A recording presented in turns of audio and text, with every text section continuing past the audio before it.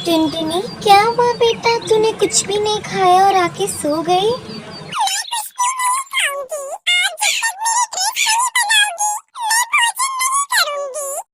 टुनटुनी बेटा, तू तो समझदार है। तुझे पता है मेरे पास इतने पैसे नहीं है कि मैं तेरे लिए नई ड्रेस बनवा सकूं। कुछ दिन रुक जा बेटा, जैसे ही मेरे पास पैसे आएंगे मैं तेरी स्कूल ड्रेस बनवा दूंगी।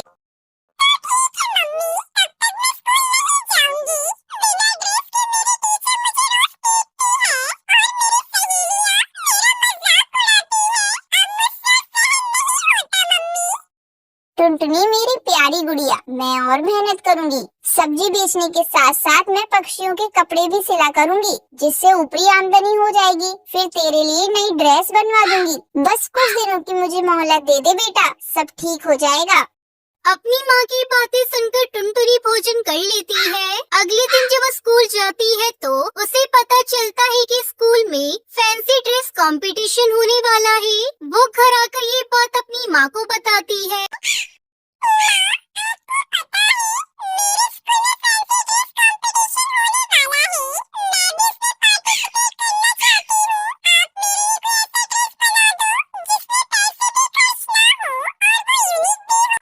पैसे तो खर्च होंगे ना बेटा, और तुझे मैं कितनी बार बताऊं, मेरे पास अभी पैसे नहीं है जो मैं तेरे लिए ड्रेस पर खर्च करूं। तू रहने दे, इस प्रतियोगिता में भाग मत लेना।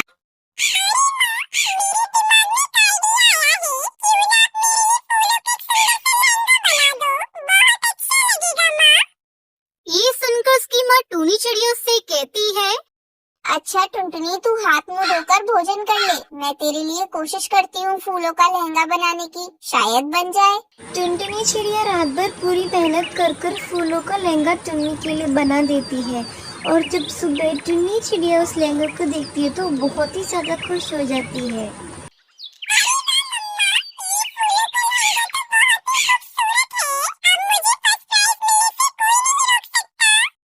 टुनटुनी चिड़िया खुशी खुशी स्कूल जाती है।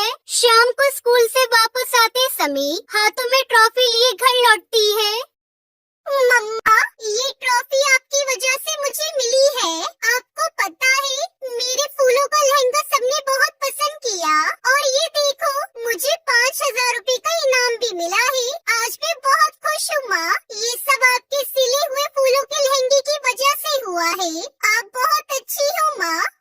ये सुनकर उसकी माँ टूनी चिड़िया बहुत खुश होती है। टुनटुनी चिड़िया स्कूल से मिले हुए पैसों से अपने लिए 2 ड्रेस सिलवाती है और खुशी खुशी अपनी हिमालय के जंगल में रानो चिड़िया अकेली अपने टूटे फूटे घोंसले में रहती थी। एक दिन की बात है, कालू कौवा रानो चिड़िया से कहता है, रानो चिड़िया, तुम अपना घोंसला किसी ऊंचे से पेड़ पर बना लो, क्योंकि मुझे खबर मिली है कि हमारे जंगल में बाढ़ आने वाली है। कहीं तुम्हारा घोंसला बह न जाए। लेकिन कालू भैया, मैं अपना घोंसला कैसे बना पाऊंगी? मैं तो अंडे देने वाली हूँ, और बुलबुल डॉक्टर ने तो मुझे आराम करने के लिए बोला है। रानो, मैं तुम्हारी मदद जरूर करता, लेकिन मेरे घोंसले तक तो पानी आ गया है, तो मुझे अपना घोंसला ऊंचे पेड़ पर बनाना है, तो मैं तुम्हारी मदद नहीं कर सकता हूँ। यह कहकर कालू कौवा वहाँ से चला जाता है, और रानो चिड़िया तो अपने घोंसले में बैठी सब कुछ देख रही थी। तब वो अपने आप से कहती है, सारे पक्षी तो अपने अपने घोंसले बनाने में लगे हुए हैं, पता नहीं मेरी मदद कौन करेगा। ऐसा करती हूँ, मैं तोते भैया के पास चली जाती हूँ, शायद वो मेरी कुछ मदद कर दे। यह सोचकर रानो चिड़िया तोते के घर आती है और उसके पास आकर कहती है, तोते भैया, मैं अंडे देने वाली हूँ और मैं अपना घोंसला नहीं बना पाऊंगी, तो क्या आप मेरा घोंसला बना दोगे? तो आपकी बड़ी कृपा होगी।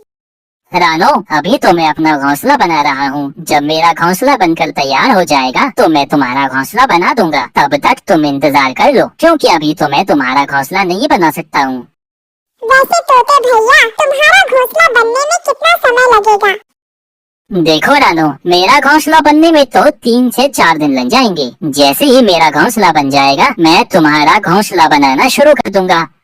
यह कहकर तोता अपने घर के अंदर चला जाता है। तब रानो चिड़िया अपने आप से कहती है, नहीं नहीं, मैं 3 से 4 दिन नहीं रुक सकती, मुझे अब किसी और से मदद लेनी होगी। फिर रानो चिड़िया वहाँ से लाडो चिड़िया के घर जाती है और वहाँ आकर लाडो चिड़िया को सारी बात बताती है। रानो, इस हालत में मैं तुम्हारी मदद जरूर करती, लेकिन देखो ना, मेरी तबीयत थोड़ी ठीक नहीं है, इसलिए मैंने अपना घोंसला भी पूरा नहीं बनाया है, तो मैं तुम्हारी मदद कैसे करूँगी? लाडो, कोई बात नहीं, अगर तुम्हारी तबीयत ठीक नहीं है तो मैं किसी और के पास जाती हूँ। यह कहकर रानो चिड़िया वहाँ से चली जाती है और वो खुद ही अपना घोंसला बनाने की सोचती है, इसलिए वो लकड़ियाँ इकट्ठी करती है। जैसे ही वो लकड़ियाँ इकट्ठी करती है और वो बहुत थक जाती है, तब रानो एक पेड़ पर बैठ जाती है और अपने आप से कहती है, भगवान, अब मैं अपना घोंसला कैसे बनाऊंगी? थोड़ी ही लकड़ियाँ इकट्ठी की है और मैं थक गई हूँ। मैं अंडे नहीं देती तो मैं बाकी पक्षियों की तरह अपना घोंसला बना लेती, लेकिन अब मैं अपना घोंसला कैसे बनाऊं? रानो चिड़िया यह सोच रही थी कि तभी अचानक से तेज हवाएं चलने लगती हैं और आसमान पर काले बादल भी छा जाते हैं। मौसम तो अचानक से खराब हो गया। लगता है अब मैं अपना घर नहीं बना पाऊंगी, तो मुझे अब अपने पुराने घोंसले में ही जाना चाहिए। रानो चिड़िया जैसे ही उड़ती है, तेज बारिश शुरू हो जाती है, लेकिन वो तो फिर भी उड़ती जाती है और अपने घोंसले में आकर रुकती है। तब वो घोंसले में आकर कहती है, चलो, अच्छा हुआ कि मैं सही सलामत अपने घोंसले में आ गई, नहीं तो यह तेज तूफान और बारिश मेरी जान ही ले लेती। रानो चिड़िया बारिश रुकने का इंतजार करती है, लेकिन बारिश तो रुकती नहीं है, वो तो और भी ज्यादा तेज हो जाती है और रानो चिड़िया का घोंसला पानी से भर जाता है। ये पानी तो मेरे घोंसले के अंदर आ गया, लगता है मुझे यह घोंसला छोड़ना ही पड़ेगा। यह बोलकर चिड़िया जैसे ही घोंसले से बाहर आती है, तभी उसका घोंसला तो उड़ जाता है। मैं अब इस तेज बारिश में कहाँ जाऊँ? मेरा घोंसला तो टूट फूट कर उड़ गया और मेरी तबीयत तो पहले से ही बहुत खराब है। रानो चिड़िया ऐसी बारिश में बैठी भीग रही थी, तभी एक चील की नजर चिड़िया पर पड़ जाती है। यह चिड़िया बिना घर के यहाँ तेज बारिश में बैठी भीग रही है। लगता है यह अंडे देने वाली है। मैं इस चिड़िया को अपने घर ले जाती हूँ, क्योंकि जब यह अंडे देगी तो मैं इसके अंडों को बड़े मजे से खाऊंगी।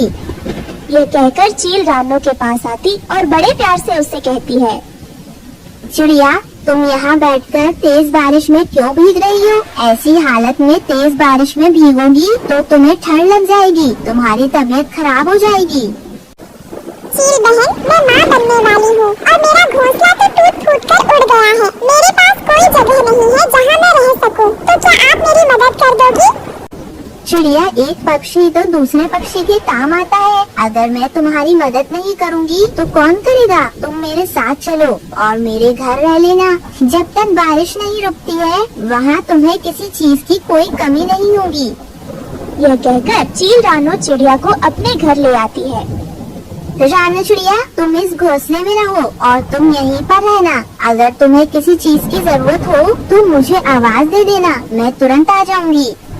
चील बहन, तुम्हारा बहुत बहुत धन्यवाद जो तुमने मुश्किल समय में मेरी मदद की। मैं तुम्हारा यह एहसान कभी नहीं भूलूंगी। रानो, एहसान की कोई बात नहीं है। तुम अपना ध्यान रखना और जैसे ही तुम्हारे अंडे हो जाएं, तुम मुझे जरूर आवाज दे देना। यह कहकर चील अपने घोंसले में आ जाती है। तभी चील का पति उसे डांटते हुए कहता है, तुम इतनी दयावान कब से हो गई जो तुम इस चिड़िया को घर के अंदर ले आई? मैं अभी इस चिड़िया को भगा कर आता हूँ। नहीं नहीं, आप उस चिड़िया को यहाँ से नहीं भगा सकते। मैं तो उसे यहाँ उसके अंडे खाने के लिए लाई हूँ। पत्नी जी, क्या कहा? वो चिड़िया अंडे देने वाली है? हाँ हाँ, वो चिड़िया अंडे देने वाली है। जैसे वो चिड़िया अंडे दे देगी तो हम बारिश के मौसम में बड़े मजे से उस चिड़िया के अंडे को खाएंगे। वाह पत्नी जी, तुम्हारे अंदर तो बड़ा दिमाग है। मैंने यह तो कभी नहीं सोचा था। दोनों पति पत्नी ऐसे आपस में बातें कर रहे थे कि तभी रानो चिड़िया उन दोनों की बातें सुन लेती है। हे भगवान, ये दोनों तो मेरे अंडे खाने की प्लानिंग कर रहे हैं। अभी तो मैंने अंडे दिए भी नहीं हैं। मुझे यहाँ से किसी तरह भागना होगा, नहीं तो अगर मेरे अंडे हो गए तो ये दोनों उन्हें खा जाएंगे। ये कहकर रानो चिड़िया वहाँ से भाग जाती है और एक पेड़ पर आकर बैठ जाती है। हे भगवान, अब मैं कहाँ जाऊँगी? ये बारिश रुकने का नाम नहीं ले रही है। मेरे पेट में भी बहुत दर्द हो रहा है। मैं कभी भी अंडे दे सकती हूँ। हे भगवान, मेरी मदद करो। रानो ऐसे कह रही थी कि तभी एक बादल बरसता हुआ उसके पास आता है और उससे कहता है, रानो चिड़िया, तुम क्यों रो रही हो? तुम अपनी समस्या मुझे बताओ। बादल भैया, इतनी तेज बारिश हो रही है और मेरे पेट में बहुत दर्द हो रहा है। मेरे पास कोई घर भी नहीं है। अच्छा तो ये बात है। रानो चिड़िया, मैं बारिश को तो रोक नहीं सकता, लेकिन मैं तुम्हारे लिए एक गुलाब का घर बना देता हूँ। बादल इतना बोलकर अपने जादू से गुलाब का घर बना देता है। आपका बहुत बहुत शुक्रिया बादल भैया, आपने मेरी जान बचा ली। उसके बाद रानो चिड़िया उस गुलाब के घर के अंदर चली जाती है और थोड़ी देर बाद वो अंडे भी दे देती है। फिर रानो चिड़िया अपने अंडों के साथ खुशी खुशी रहने लगती है। सुंदरवन करके एक सुंदर सा गांव था। वो बहुत ही खुशहाल था। वहाँ पर सारे पक्षी मिलजुल कर रहते थे। वहाँ पर सारे बच्चे खेलते कूदते और मजा करते थे। एक दिन सुंदरवन जंगल में एक कंपटीशन का ऐलान होता है। वहाँ पर मिट्टू तोता यह कहता है कि सुनो, इस साल जंगल के वार्षिक उत्सव में एक नई प्रतियोगिता शामिल की गई है, फैंसी ड्रेस कंपटीशन। जो भी पक्षी जीतेगा उसे चीफ गेस्ट के हाथों पुरस्कार मिलेगा, और तो और इनाम में 5 बोरी अनाज, 2 बोरी दाल भी मिलेगी। इसलिए इस प्रतियोगिता में भाग जरूर लीजिए। फैंसी ड्रेस कंपटीशन, वो क्या होता है?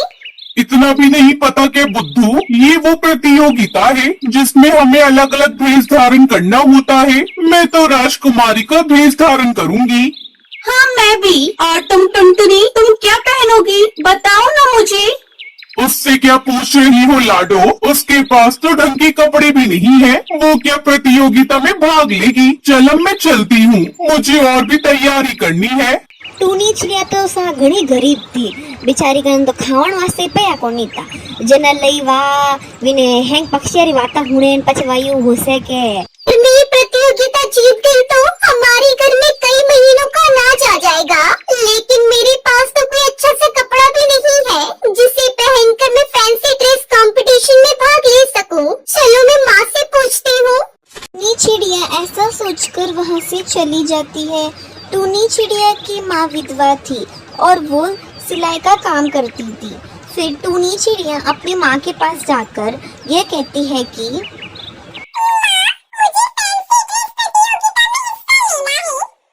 अरे ये क्या बोल रही हो टुनटुनी? तुम तो हमारी स्थिति जानती हो ना बेटी। उसके बावजूद तुम ये सब कह रही हो। हाँ माँ, क्योंकि इस प्रतियोगिता का इनाम 5 बोरी अनाज और 2 बोरी दाल है। यही सुनकर मैंने सोचा कि अगर मैं जीत गई तो कई महीनों का अनाज हमारे पास होगा, और तो और आपको कपड़े भी सिलने आते हैं। कपड़े सिलने आते हैं तो बेटा, पर सिलने के लिए हमारे पास कपड़ा कहाँ है? मेरे पास तो बस कुछ पुराने कपड़े हैं। अगर उससे तुम्हारे लिए कुछ सिलना हो तो बता दे। तभी टूनी चिड़िया को यह आइडिया आता है कि वो पुराने कपड़े से भी वो कुछ माँ नया डिजाइनर सिल सकती है। फिर उसकी माँ को ये कहती है कि माँ, आप मेरे लिए इन पुराने कपड़ों से एक ब्राइडल लहंगा सी दो। आप कोशिश तो कीजिए, बाकी ऊपर वाले की मर्जी। પછી ટુનીરી વાતા હુને ટુનીરી મારે મેને જોશ પો આવે પછી વા વિધવા માં બેચારી હેંગ કપડા ભેલા કરે ટુની વાસ્તે એક મસ્ત ફૂટો લેંગો હીવે ને પછી વા લેંગા દેકે ટુની તો ઘણી રાજી રહી જાવે ને પછી કહેવે કે अरे वाह माँ, आपने तो बहुत ही सुंदर लहंगा तैयार किया है। इसे पहनकर तो मुझे यकीन है मैं ही फैंसी ड्रेस कंपटीशन जीतूंगी। और टूनी चिड़िया की ये सारी बातें बाहर खिड़की से गोरी कवि सुन लेती है। गोरी कवि टूनी से बहुत जलती थी। अच्छा टुनटुनी, तो जीतने की ख्वाब देख रही है, लेकिन मेरे होते हुए तो इस प्रतियोगिता को कभी नहीं जीत सकती। ये कहकर रात को सब लोग के सोने के बाद वो गोरी कवि टूनी चिड़िया की लहंगे को काट देती है। फिर अगले दिन सुबह टूनी चिड़िया जब वो लहंगे को कटा हुआ देखती है तो जोर जोर से रोने लगती है। माँ, माँ ये सब क्या हो गया? मेरा लहंगा, मैं क्या पहनूंगी आज प्रतियोगिता में? ये सब किसने किया माँ? मेरे सारे सपने टूट गए। उसकी माँ उसे समझाने की बहुत कोशिश करती है, लेकिन टुनटुनी चिड़िया नहीं मानती और गुस्से में वहाँ से चली जाती है। टुनटुनी चिड़िया उड़ती उड़ती दूर किसी और जंगल में आ जाती है और वहाँ एक पेड़ के नीचे बैठकर रोने लगती है।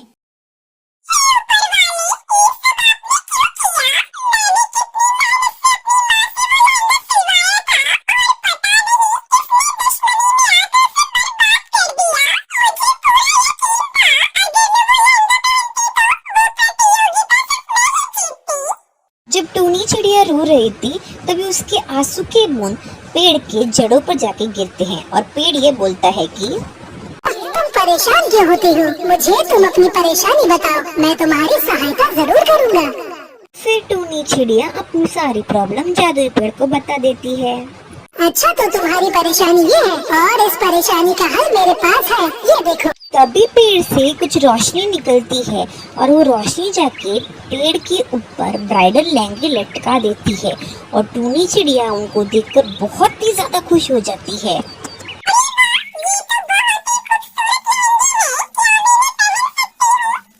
हाँ, क्यों नहीं टुनटुनी, ये कोई आम लहंगे नहीं बल्कि जादुई ब्राइडल लहंगे हैं। इन्हें जो भी पहनता है उसके बाद वो बहुत ही खूबसूरत दिखने लगता है। तुम ये लहंगा ले सकती हो और उस प्रतियोगिता में भाग लेकर उसे जीत भी सकती हो, जिसे जीतकर तुम अपनी माँ का सपना पूरा कर पाओगी। पछे टूनटुनी तो कुदकती पेड़ मातु एक लहंगो तोड़े लेवे ने पछे पेड़ जी ने धन्यवाद करे।